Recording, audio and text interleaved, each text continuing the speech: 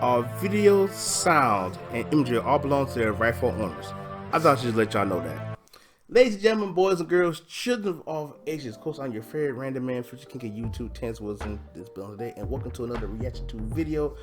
And of course, like I just introduced myself, so I don't need to do that no more. So we are doing Resident Evil Afterlife. Before we get into this video, guys, or this topic, I should say, I am going to do Mortal Kombat knowledge. Don't worry, it's coming. It's coming. It's taking a little bit of time. But I want you guys to vote on the poll here. Like, what videos do you want me to do? Or you mention the count. What movies y'all want me to do? Because right now the poll is going to be the first Street Fighter movie, or do you guys want to cover Tomb Raider with Angelina Jolie? I know they're big retro because since I love doing these video game movies, and I know everybody else has a love for this as well, but sometimes the biggest issue, the biggest problem is they're just titles in general and not really find any type of story arc or not any story or a storyline from the video games. So on the top of this, like, you want to cover Street Fighter or you want to cover Tomb Raider, the first film with Angelina Jolie. So anyways, guys, so enough we talk. Let's get into these videos, because I have to say here, guys, with Resident Evil Afterlife, and to me, I kind of think this is kind of the worst of the bunch. But what's so crazy about this movie, it's not well liked by fans in general, but oh my god, it made back so much money, because like the budget is like 60 mil, and I believe it brought back over at least over 300 million. So again, that's crazy. But the one thing I will say what I do like about this film, I love the fact that we get Morph Wesker, we get Chris Redfield, and even the music in this movie sounds good. But that's where I kind of draw the line at here, because the movie starts off with it starts off in Tokyo, Japan. No duh, really. And now you got this one girl in the street. I want to say I think she's a pop star. I think in the credits she's a pop star, and she's everybody's walking past, and this one guy notice, it's like he looks at her, then next time she nom-noms on him, and pretty much Alice comes in, explains two sequels, I should say. She comes in explaining what happened, how the virus, and again, it's not really explain how the virus spread. They say, oh, we thought it killed it in Raccoon City, but it didn't, and it spread. So pretty much Tokyo, Japan is really it's the headquarters of the Umbrella Corporation, led by Wesker. The gentleman who's playing Wesker, Sean Roberts, who played Albert Wesker, and I really think he did I won't say fantastic, but it's not really bad. He does like a really good job. And with Sean Roberts, he plays Rose's boyfriend in the first X-Men movie. Think about that. So I just want to throw that out there. He was also in Land of the Dead. I'll say it like this: he wasn't as DC Douglas Wesker, but he was a good Wesker. So pretty much, Alice, she's attacking the Umbrella bitch where they go underground. I was like, so we got another underground bunker like we did in Extinction, and then also in the first Resident Evil movie. So which also plays a part again. Then that's sad to say, but anyways, it's the thing to say. But so anyways, so the clones of Alice was in the last one. They coming in, they're killing all the guards, even doing a little slow motion Matrix moves. Somebody been a fan of the Matrix apparently. Matter of fact, when did the Matrix come? Yep. No, never mind. I know Matrix came first. All right, continue on. So pretty much anyway, so as one of the clones, like even the clone showing there, one of the clones, which was shocking to me, which I didn't think about it way back when. The clones have Alice's powers. Of course, I'm saying clones because that's the first time we see clones of Alice, and they kill pretty much everybody. Then Wesker, the son ends up getting killed off. Even Wesker kills his fair share of them. So eventually, Wesker goes to this jet. He's getting ready to escape.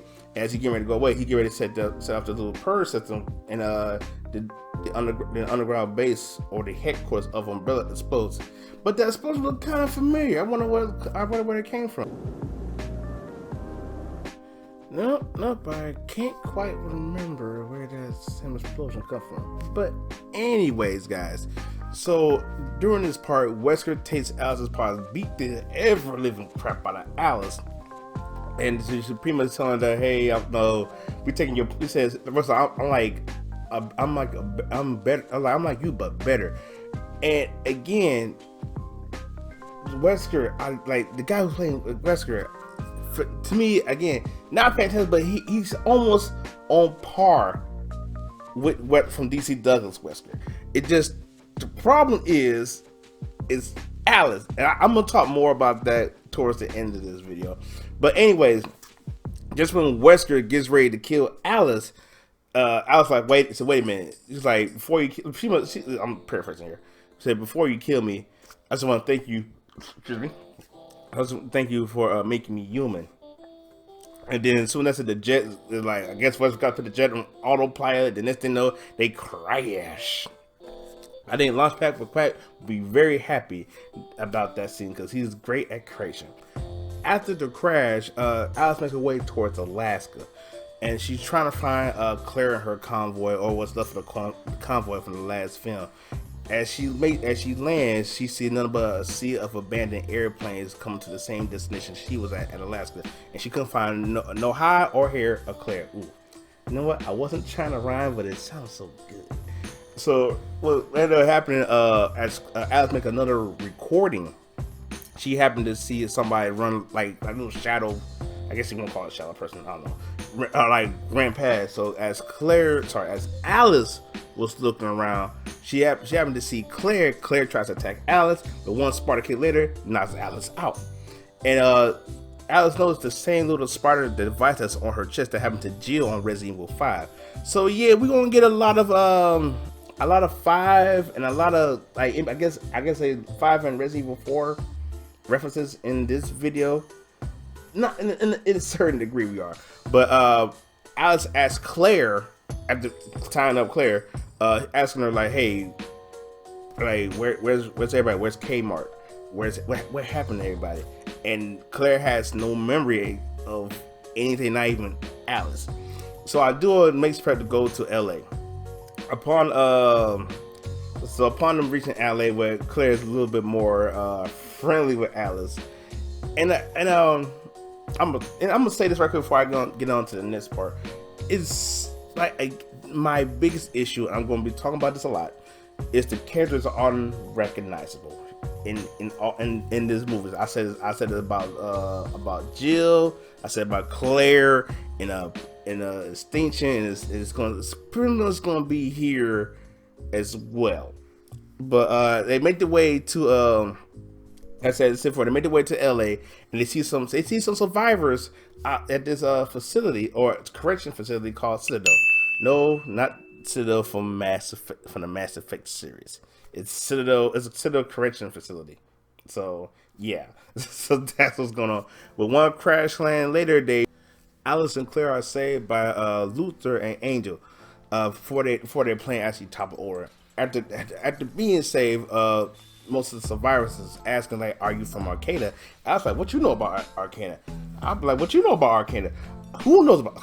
I'm just messing around with y'all. But anyway, as the survivors find out that they're not from Arcana, and they didn't no help was coming. So pretty much, Alice asked Luther, like, what do you know about Arcana? And Luther is telling, like, "Hey, we sending flares to Arcana, like, for the longest." I was like, flares ain't gonna reach Alaska. But then Luther passed Alice a pair of binoculars, let her know, like, Arcana is a boat. So some type of way, I figured the boat, and this is what I was thinking, I figured the boat was in Alaska, but it traveled to LA. And so the Alice tell Claire what's going on, and Claire said, "Yeah, I remember Arcana, and I mean, some people from Arcana came, but after that she said she don't remember what else happened, thanks to the machine, again, thanks to the little spider machine thing that was in her chest." So pretty much Luther shows Alice around, let her know what's going on, and they got a meal and stuff. Then they meet Crystal, who's a cook. And before I go into the survivors, I don't really care to mention too much about them because they're pretty much all going to die anyway. Excuse me. Excuse me. So anyway, eventually Alice ended up meeting Chris, and Luther's like, hey, sorry. Luther is played by Boris Kudrow. Those you don't know, he does the SWAT TV series. My mom got me watching again. Another show my mom got me watching. So after that was going on, Alice and Chris. Again, Chris was played by Chris Redfield was played by Wentworth Miller. Those you know from Prison Break fame. He was on The Flash and DC's Legends of Tomorrow. Again, like I got to talk about with Wesker. Wentworth played with what he got. I believe he did his homework on Chris, but by our classic Resident Evil characters taking a back seat to Alice, he's not really fully utilized in this film. And again, and I really think that's really hurts the Resident Evil movies in general. I made a lot of complaints about this during my reaction to Resident Evil Apocalypse, where all the stuff Alice is doing. Jill can do that, but she had to play a backseat to Alice because of the director Paul S.W. Anderson. Because he had it pretty much. Those you don't know, he had his own agenda for the movies being made to push Alice into the video games. I believe I mentioned that in Apocalypse or Extinction, but I also got the link down below that tells why Alice is not in any of the Resident Evil games. The link is in the description below. You guys can check it out. So pretty much, as Chris explains why he's not, why he got locked up, because he was working for the military, and the prisoners assumed Chris was a guard and locked Chris up, and then he was the only one left in the prison until Luther and the other survivors came in to help. I just really love that scene with what they call the Axeman, but they know it's the executioner in the games. Either way you go, I do like the design of how it looks. So anyways, back into the prison. Luther shows Alice where the shower at. He leads her to let her do her thing, but then Alice realized she felt somebody watching, and his window, a guy who was watching Alice, the guy who was watching Chris earlier in the film. So Alice put on to get out here before she shoots you. Then the zombie who burrows through the shower kills Window and try to attack Alice, but Alice shoots him. So now the survivors are stuck with a dilemma. They're like, okay, we can't stay here because the zombies are barreling through the ground. So what we gonna have to do? And I gotta say again, the design of zombies do look good because it does. I did say Resident Evil 4, but it's more so enemies wise. It's more so Resident Evil 5 than Resident Evil 4. But anyways, going back to what I was saying, so they're like, oh, so what we gotta get out of here. So pretty much nobody has no plan. The Alice like, we gotta let Chris out. And again, it's like Bennett, excuse me. He's trying to pretty much talk everybody. No, he's dangerous. He's a bad guy. There's no way we can trust him. But eventually they do let Chris out. Then Chris sees Claire, and he kind of like try to rub her cheek, or like try to caress her anyway. But Claire's like, hey, I don't know you. It's like, Claire, on your brother Chris. On your brother Chris, excuse me. And I kind of have a little of a issue with that. Now, let's just say I hadn't seen my brother and my sister's life for so long. I'm not gonna sit there and just try to caress them. No, I'm gonna run and give you a hug. It's like, where you been all my life? I love you. But I just, again, it's the fact that the characters are recognizable, which is a problem with it. And I think that's one of the issues I really have. Again, like I told you guys in the beginning, I was gonna say a lot of this. That's one of my key issues of with this film, is the characters aren't recognizable. Again, because those of you who known or played the Resident Evil games, Chris is one of the main protagonists in the games. He's been in, like, God, how many he been in? I want to say, wait, there's Resident Evil. I'm talking original games, not the remakes. There's Resident Evil. There's Code Veronica. There's 5, and there's 6. I did that kind of wrong. So he been about a good 4 to 5 games, including 7. I hate the design how Chris look in 7, but again, a well-known character, an OG character, just like Jill, and this is how you treat this character. It hurts my soul. Like I said, nothing against Claire. I love Claire, because Claire's been, like, she's been her fair share of Resident Evil. She's been in What one has she been in? She been in 2. She been in Code Veronica, and she been in Revelation. I'm sorry, Chris has been in about 6 or 5 Resident Evils, including Revelations. So there. So again, just to do this character like that it's like to do them so. Not to give them justice. What I'm trying to say was the issue is the problem. So, anyways, sorry for that rant. There'll be more rants going through here, but continue on. Bear with me, guys. So, Chris tells them that there's a way to get out of here. It's called a UPV vehicle. Let me look at my notes here. Let me see. Urban Pacification Vehicle. There you go. So pretty much the vehicle is blocked by like a steel door. So Angel gonna get his tools and try to unweld it or cut through. Not weld, Jesus. To weld his way through it. That's that plan. But so Chris they're like, hey, people's like, hey, we're gonna need some weapons. So Chris like, hell, there's an armory, but we gotta swim through to get that bad boy. So why Angel, Bennett, and Kim Young try to get through the door, and Chris and Alice get ready to go to the armory. I'm gonna call it Aspen for the sake of this here. I should call them execution, but Aspen's kind of short and sweet, so we can deal with that.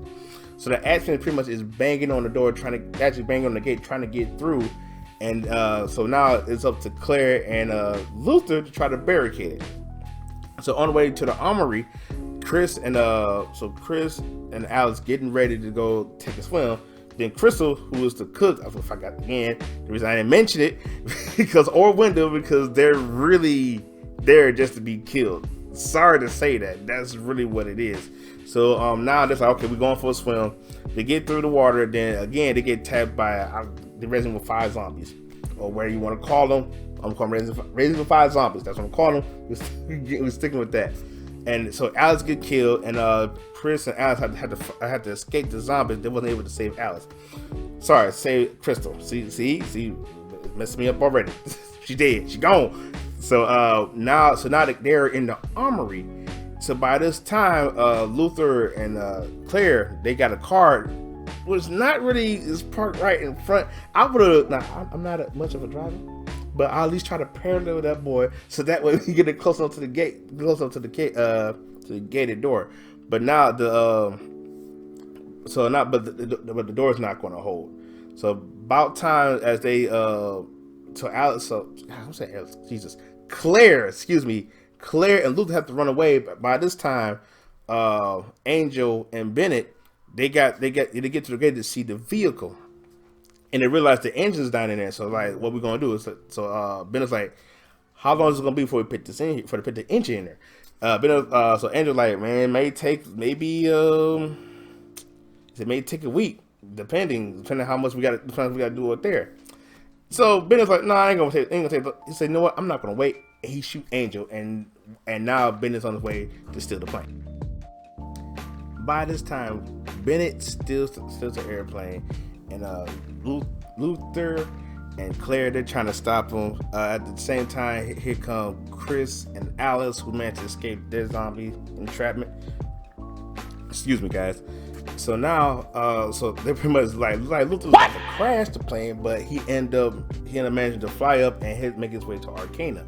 Now with the zombies coming on the roof and getting ready to kill whatever left of the survivors here at this facility. So pretty much Luther leaves Chris, Kim Young, Claire all to this elevator shaft, and it's like Kim's like, oh no, we have no power.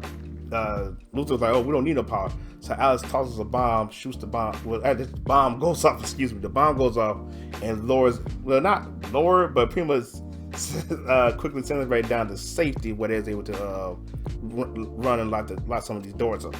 So as for Alice, what she's doing, to me, it looks like a little fun scene where she tightens up, where she has a makeshift harness or a makeshift rope. She runs down. She's running from the zombies on top of the rooftop. Throws another bomb, jumps off and explodes and kills half the zombies on the rooftop while she flies down and trying to make her own escape. And it's a fun scene, but again, we all know that characters like Chris and Jill can do some of this stuff. But Claire do has a good moment coming up right now as I was about to explain this.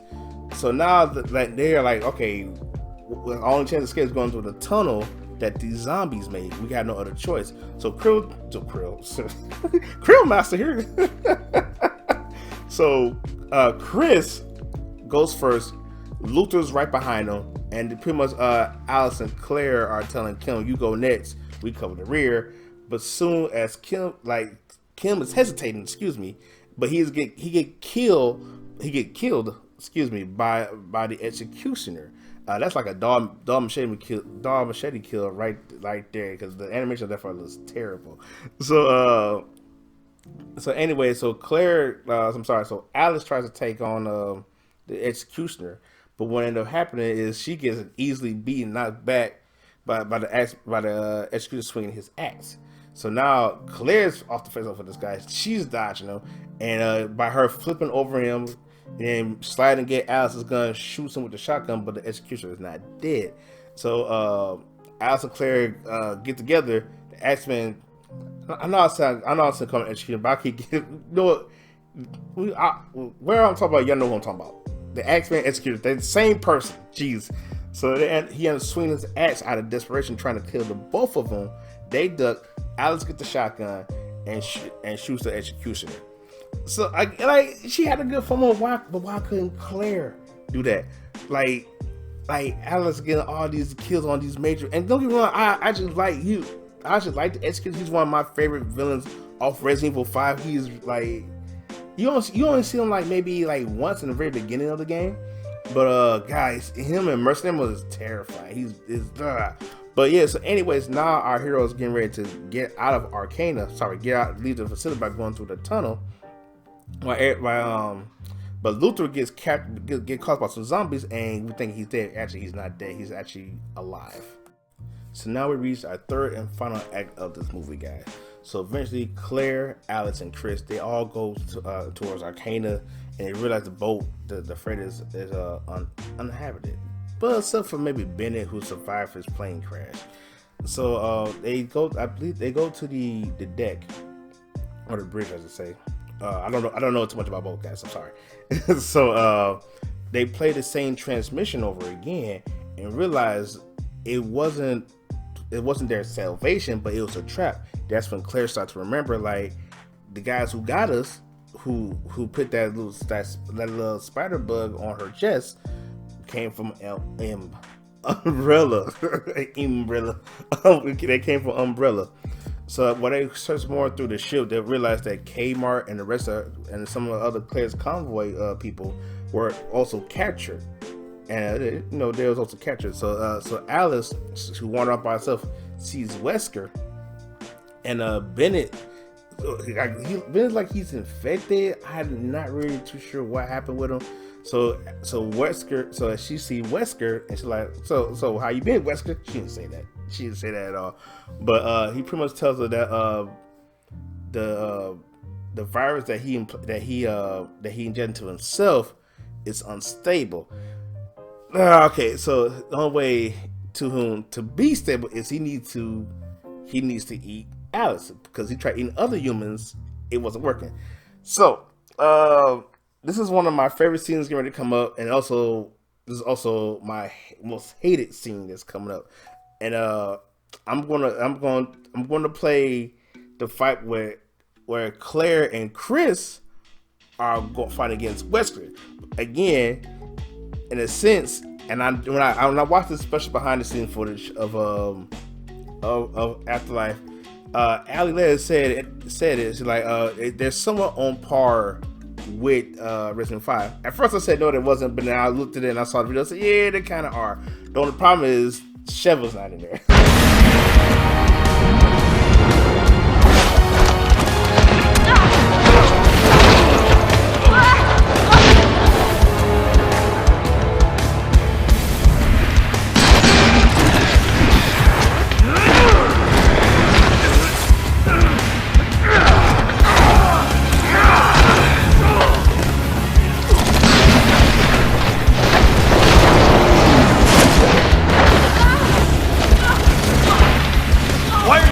Actually, that scene was pretty good. Actually, I looked at myself 100%. But anyways, Alex managed to defeat Wesker with the help of Kmart to stop Bennett from trying to kill Alice, and also thanks to Alice saved Chris and Claire, and they Wesker full of holes where he can heal up. But when everybody's out, everybody's saved. Wesker's trying to make another escape. But thanks to Alice, she put a bomb, the same bomb that Wesker used at the Umbrella Corp in Tokyo, where he used to like explode, like pretty much almost destroy Tokyo, just like Akira. So and he blows up. Don't worry, guys, Wesker's not dead. He's in the last two movies, and sad to say, he's been dumbed down. So with Wesker defeated, everybody's getting free, and so now, like, what we do now? So pretty much, Alice like we do what we came here to do. So she got out the same transmission, and she making sure and telling people, hey, you're going to be safe. Helicopters are coming, and these are Umbrella helicopters, and they come straight to Arcana. So who is leading these troops of Umbrella soldiers? Well, none other than Jill Valentine herself, who again is dressed as her Resident Evil 5 counterpart and played by Sienna Gloria. I hope I'm saying her name right, because I think I butchered her name the last time I did this. So with that being said, guys, we're actually done with this version of the film. 2 more movies to go.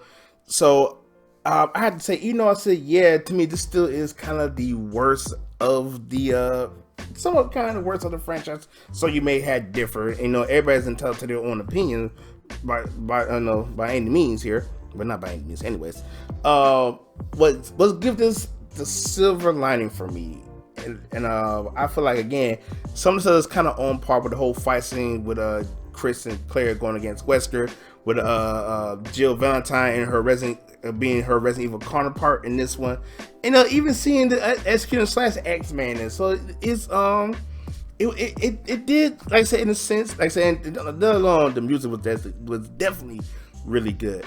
But with that being said, guys, we're gonna get ready to end this video off. Again, make sure you guys check the polls. Make sure, like I said, I wanted the Tomb Raider and Street Fighter, and let's say then also if you want something you want me to check out, by all means let me know in the comments below. And as a matter of fact, I want to add something to those polls. I want to add the Tekken movie to those polls. I want to do that because to me that's one of the worst video game movie adaptations I have seen in my entire life. So with that being said and done, we're going to end this video off. Make sure you look up on the screen. I got around here somewhere. I got hashtag Meet Corey Kenshin. That's one of my goals for this year. I'm putting on all my videos. I do want to meet Corey Kenshin. But make sure you like, share, subscribe, tell your friends about me, and please, I'm gonna say again, please, you guys stay random. And I'll see you all in the next video.